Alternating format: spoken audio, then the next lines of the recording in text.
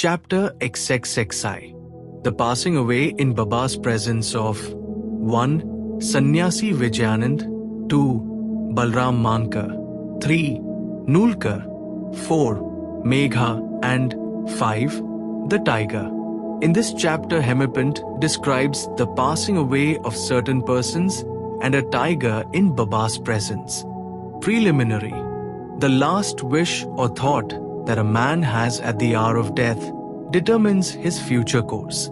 Shri Krishna has said in Gita 8-5-6 that he who remembers me in his last moments comes verily to me, and he that meditates otherwise at that time goes to what he looks for. We cannot be certain that we can entertain a particular good thought at our last moment, for more often than not, we are more likely to be frightened and terrified by many causes. Hence, constant practice is necessary for enabling us to fix our mind on any desired good thought at any or the last moment. All saints, therefore, recommended us to always remember God and chant His name always, so that we may not be puzzled when the time for departure comes. The devotees on their part surrender themselves completely to the saints, fully believing that the all-knowing saints would guide and help them in their last moments. A few such cases will be noted here. 1. Vijayanand. A Madrasi sannyasi named Vijayanand started on a pilgrimage to Mansa Sarovar. En route, hearing Baba's fame, he halted at Shirdi. There he met one Somdevaji Swami of Hardwar and inquired of him about the particulars of the Mansa Sarovar trip.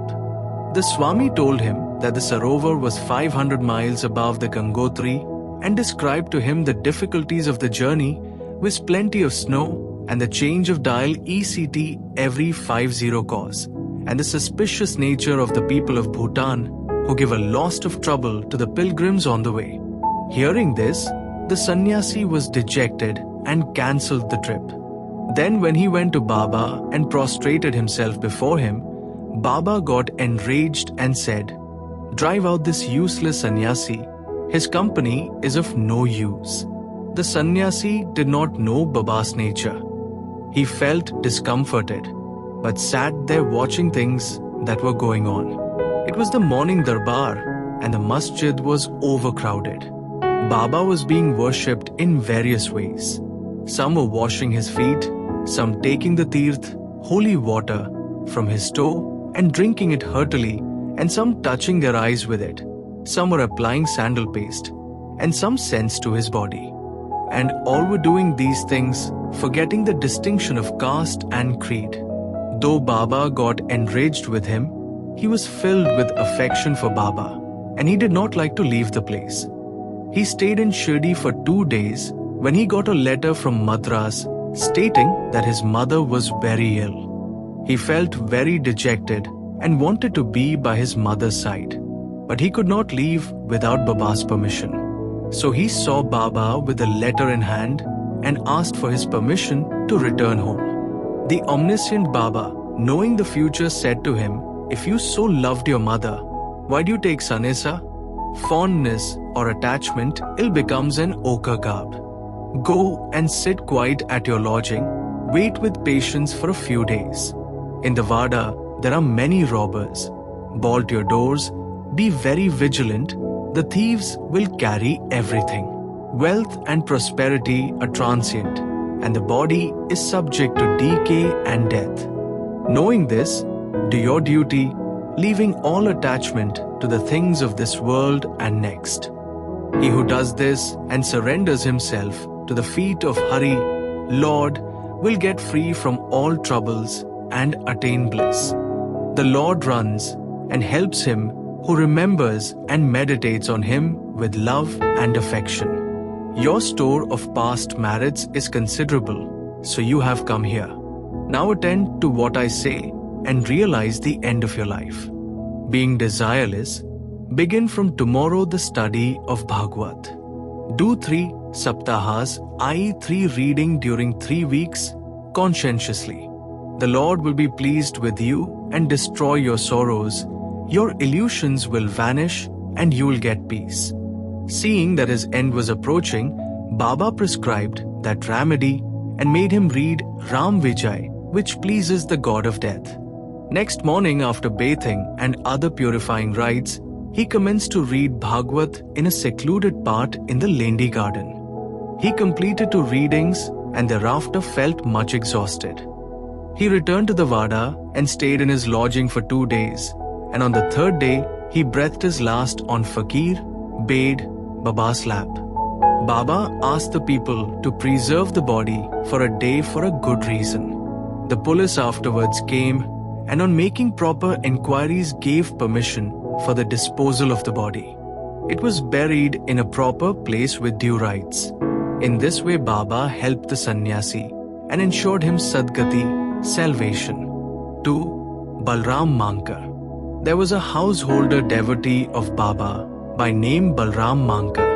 When his wife passed away, he got dejected and entrusting his household to his son, left his home and came to Shirdi and lived with Baba. Being pleased with his devotion, Baba wanted to give a good turn to his life, and he did this in this wise. He gave him 12 rupees and asked him to go and live in Machindragar, district Satara. Mankar was first unwilling to go and stay away from Baba. But Baba convinced him that he was giving the best course for him and asked him to practice mediation thrice a day on the Gad. Believing in Baba's words, Mankar came to the Gad. He was much pleased with the lovely sight, pure water, healthy air, and the surroundings of the place, and began to practice assiduously the meditations as recommended by Baba. After some days, he got a revelation. Generally, bhaktas get revelation in their samadhi or trance states, but in Mankar's case, he got it when he came down to his ordinary consciousness from his trance. Baba appeared to him in person. Not only that Mankar saw him, but he also asked him why he was sent there. Baba replied, "In Shirdi, many thoughts and ideas began to rise in your mind, and I sent you here to rest your unsteady mind. You thought that I was in Shirdi with a body composed of the 5 elements and 3.5 cubits in length, and not outside of it. Now you see and determine for yourself whether the person you see here now is the same you saw at Shirdi. It is for this reason that I sent you here." Then after the period was over, Mankar left the Gada and proceeded to his native place Bandra.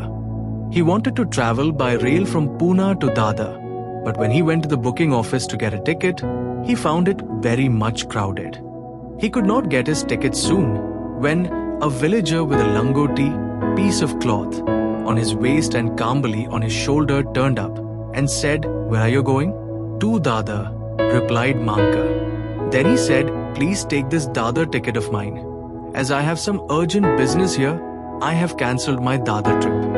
Mankar was very glad to receive the ticket and was just taking out money from his pocket when the rustic disappeared in the crowd. Mankar tried to find him out in the crowd, but it was in vain. He waited for him till the train left the station but found no trace of him. This was the second revelation Mankar got in a strange form.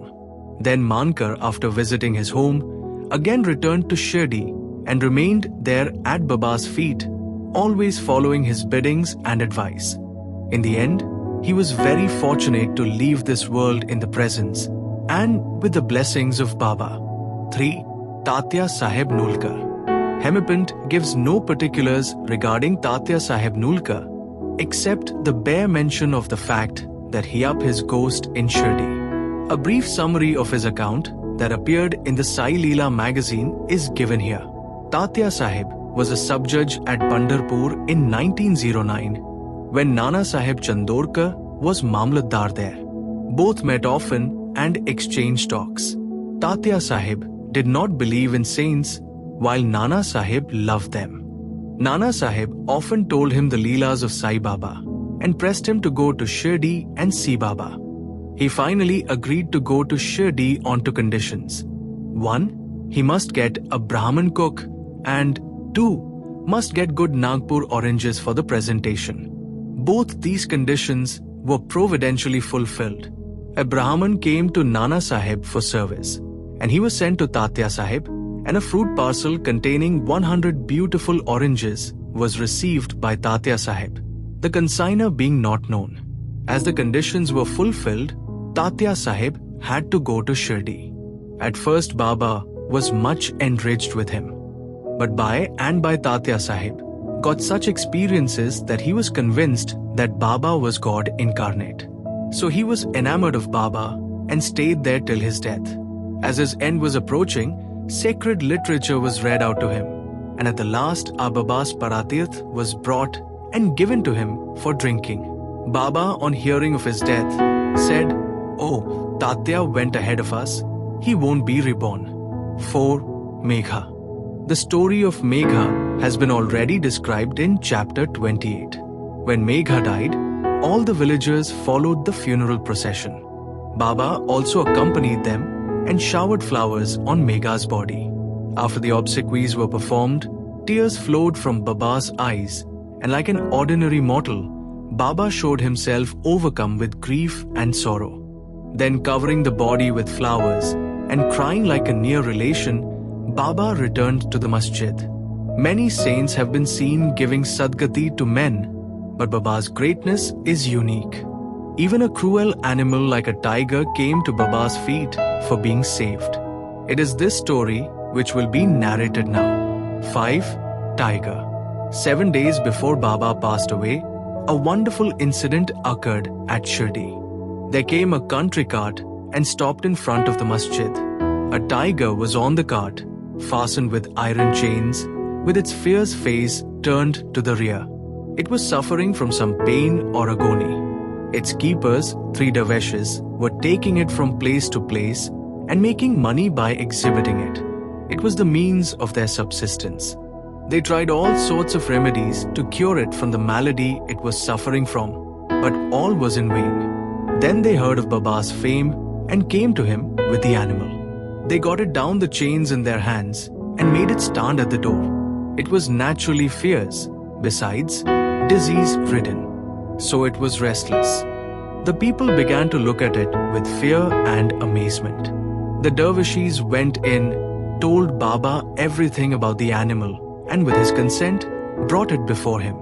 As it approached the steps, it was taken aback on account of the luster of Baba and hung its head down. When both saw each other, it got on the step and looked at Baba with affection. Immediately, it moved the tuft of its tail and dashed it thrice against the ground, and then fell down senseless. On seeing it dead, the dervishes were first much dejected and full of sorrow, but on mature thought, they came to their senses. They considered that as the animal was diseased and nearing its end, it was very meritorious on its part that it should meet its death at the feet and the presence of Baba. It was their debtor, and when the debt was paid off, it was free and met its end at Sai's feet. When any creatures bow down their heads at saints' feet and meet death, they are saved. And unless they have got a good store of merit on their account, how could they get such a happy end? Bow to Shri Sai, peace be to all.